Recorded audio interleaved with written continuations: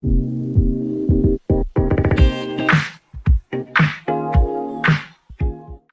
YouTube, it's D, back with another episode of Uneventful Upkeep.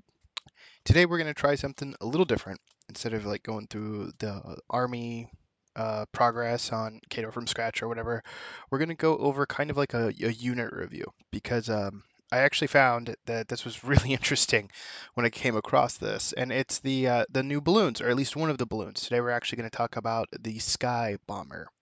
Now, this thing just recently came out. What was it, last month? They're not cheap. They like clock in like what, 110, something like that. I actually picked up two of the bundles because, I've got a thing for mercenaries. I just pick them up. And I was like, you know what? Save a little money. They come in a bundle deal, and the field allotment is two of each, and might as well just grab two and have full FA because that's kind of the thing that we're going for. And then after watching a couple like war table games and stuff where people were playing this in some of the discords, I learned an interesting fact about them that I had no idea. And it's that they're different in each army that it's in. And what I mean is that this thing can be in like, what, five armies, I think? It can be in Signar, Dusk, Kador, Orgoth, and Brineblood, so five. And it actually is a completely different model in each army. And I mean that. Like they have a lot of things in common, but they each get a special unique ability per army, and their stat lines are different.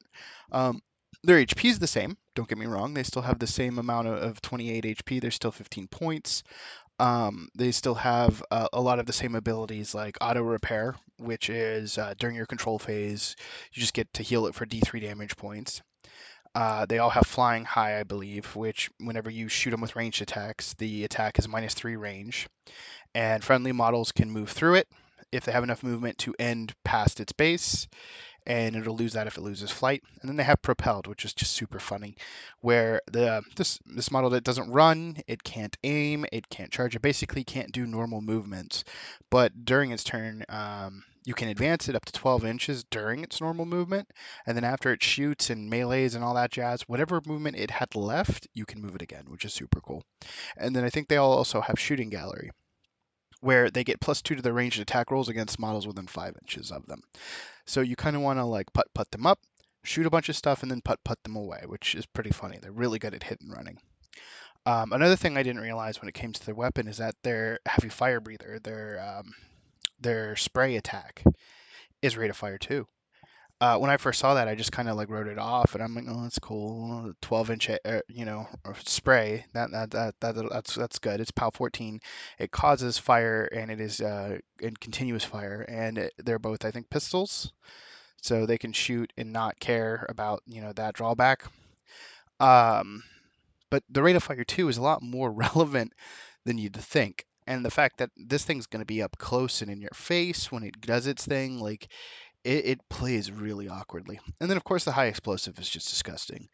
Um, just huge range, huge rate of fire, crater, critical devastation, siege weapon, sky drop, and then it has ramming speed, which don't knock that down. In Brine Bloods, their ramming speed's actually pretty disgusting because it gains momentum.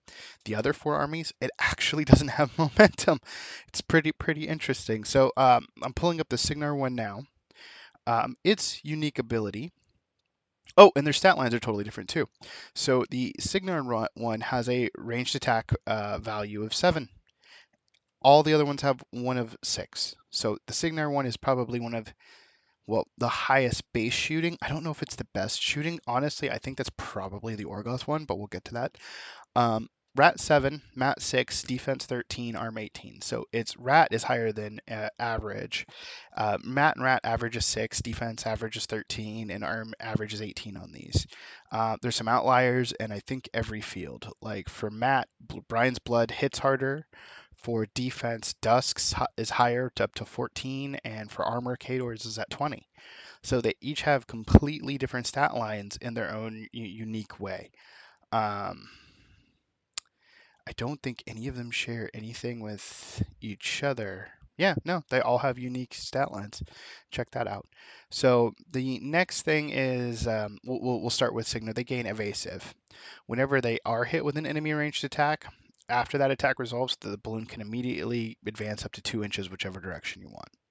So whenever your opponent is shooting it, you can either run it away, which with their minus range ability means it's actually a swing of 5 inches because they're -3 and you're moving 2, which is really good.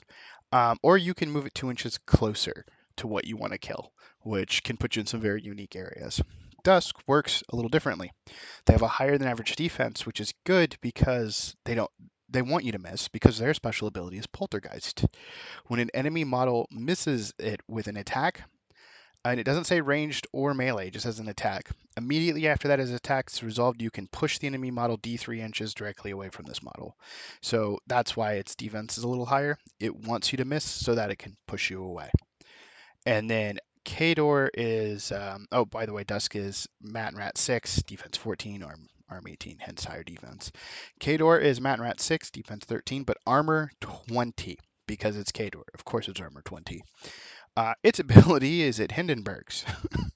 it crash and burn. When this model is disabled, make a range 7, AoE 4, POW 15/10 range attack, and then remove this model from play. Models hit suffer the fire's continuous effect. So it removes it from play. So if anything cares about it dying, it's like, nope, I'm gone. And then anything that it hits suffers fire.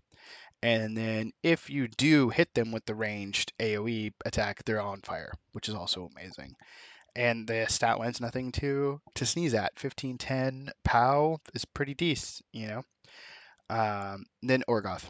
Orgoth and Brine Blood are probably my two favorites for this. So Orgoth is very basic on its stat lines. It's probably the weakest stat. There's nothing special about it. It's Mat and Rad 6, defense 13, arm 18.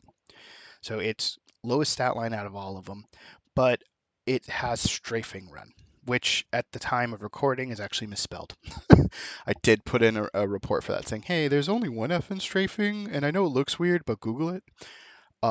This model gains an additional die on ranged attack and ranged attack damage rolls. Discard the lowest die in each roll. And something I did want to bring up is you can actually put that same ability on the Kador one, kind of.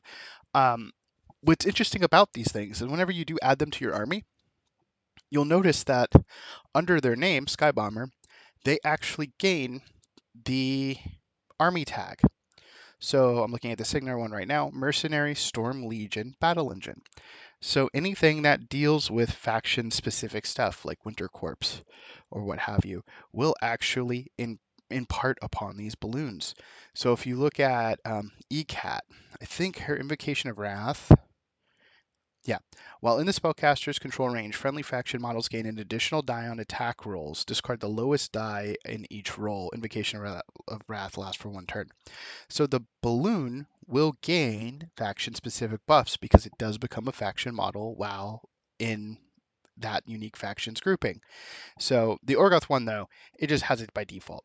You gain an additional die on ranged attack and ranged attack damage rolls. You discard the lowest. So to me, even though the Signar has the highest rat, I think the Orgoth one's probably a better shooting model because of the fact that it will gain that consistency, that ability to roll 3 die. You're not boosted, but you're more consistent. And then finally, Brine Bloods. Their rat is 6, their mat is 7 because they're the melee balloon. The defense 13, arm 18. But their ramming speed attack, which is their melee attack, gains the momentum ability. So a smaller medium base model directly hit by this attack is slammed D3 inches directly away from this model. The power of the collateral damage is equal to the power of this weapon, in this case 15. In addition to suffering a normal damage roll, large base models hit by this attack becomes knocked down. So if you hit heavy jacks or even they get knocked down, makes them easier to take out. The Brine Blood one's going to be interesting. I mean, that whole army is you can field 3 different types of balloons because I think it on Discount Mini or Discount Games Inc. They've leaked that the 80 mil is for Brine Bloods a balloon, and then in the expansion they also have a balloon. They have the Pig Dirge, so you can field. If you can only field 2 of the 80 mils, because we don't have the stats on it yet, but so far 80 mils have only been 2 per army. 2 of those. The Pig Dirge you can field 4, and then you can field 2 of these. And technically, if you want, you could field 2 Sky Raiders. So if you wanted to go full, yo dog, I heard you like balloons. 2, 4, 6, 10 balloons. Jesus, I think that'd be funny just to do for the memes. Would it be any good? Probably not, but it would be hysterical. Um, in its own like little way. Uh, but yeah, that's what's up with the bombers. I just love the fact that they did that. At first, I thought because I was looking at Cato, I thought they all had crash and burn. And I'm like, oh, that's cool. They all Hindenburg. And then once I actually dug into them and found out that no, they're unique depending on which army you do that. And I love that design philosophy. Part of me hopes that they keep up with that as they continue to go through. Mark IV because that's super spicy. You know what I mean? You they release a new mercenary, it works for like 4 or 5 factions. You look at it for years and you're like, oh, this is crap, and then you just totally disregard it. But then another faction looks at it and goes, oh my god, this thing can do everything I want it to do, and they pick it up. Like the fact that the Khador one has 20 armor, that's amazing. It's a giant balloon with huge armor. If I can buff it even higher, I could make it have the armor of a heavy jack. And now they've got to deal with it and all of its silliness. So that's it. Next, we're probably going to dig into the Sky Raider, see if it's any special or has any special abilities. It looks like its ramming speed also has momentums, and I'm pretty sure the others don't. Let's go take a look at Storm Legion, just to be safe. And that's the balloon, the mobility balloon. Yeah, it doesn't have that. I think they have the same abilities as their counterparts because the Signar one, the Sky Raider, also has evasive, which is if it's hit, it moves too. Do they have the same stat line? Or we're doing this live, like right now. I'm literally looking at them, so I might not do another video on this and just kind of compile the two. Yeah, same stat line. So we can assume that they're probably the same. Let's go look at the Khador, see if that one has crash and burn, just to be safe. Sky Raider. Yep, crash and burn. This thing's not that bad either. The heavy gun, critical knockdown, rate of fire 1, AoE 2, 15, okay. But the gravity bomb, geez, look at that thing. Rate of fire, this is the Khador version. Rat 6, range 4. Range is kind of bad, but at the same time, if you're able to move that far, the 12 inches, that's actually pretty good threat range. What, that's 16? But rate of fire 3 on that thing is kind of dumb. And then AoE 2, and it is a 12-6. Brutal damage on a direct hit, gain an additional die on its damage rolls. Nice. And it's sky drop, so it ignores cover. So that thing is, yeah, POW 12 on your initial hit, but at the same time, you're rolling 3 dice on damage, so you'll be able to push something through, hopefully. So yeah, it's interesting. Now the Orgoth one of that would actually be pretty decent because of the fact that it'll have the ability to pseudo boost, where it rolls 3 and drops the lowest, so it kind of filters itself a little better. And then if you're brutal damage, then that means you're rolling 4, dropping the lowest. Oof, that one's pretty cute, not gonna lie. And then it has Sky Ladder, which lets you take what the whole Sky Raider does is it lets you grab uh, um, solos within 2 inches of them and like move them within 2 inches of their current location. I guess they grab the ladder and swing, which is cool. They still have shooting gallery, they still have propel, they still have flying high, they still have auto repair. It'll be interesting. I like the fact that the gravity bomb is rate of fire 3. On Orgoth, that might be like an auto include because of how dumb that is with brutal damage.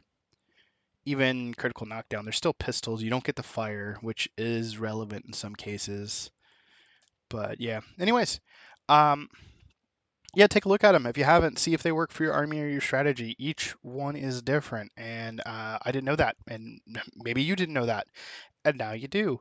So that's going to be, I guess, my Warmachine factoid for the week or whatever. I hope you enjoyed. If you have any questions, comments, you want to talk about it down in the the comments, I'd be happy to discuss it with you. I'm looking forward to the end of this year because we get some stuff coming out that I can't wait to take a look at. And hopefully a new army gets announced early next year because all the new mercenaries that they've been showing off have unannounced army tagged with them, and I'm super excited to see what that is. All on the Privateer Press Facebook page. So yeah, um, I think it's super neat. I hope you think it's super neat, and I'll see you guys in the next one. Peace.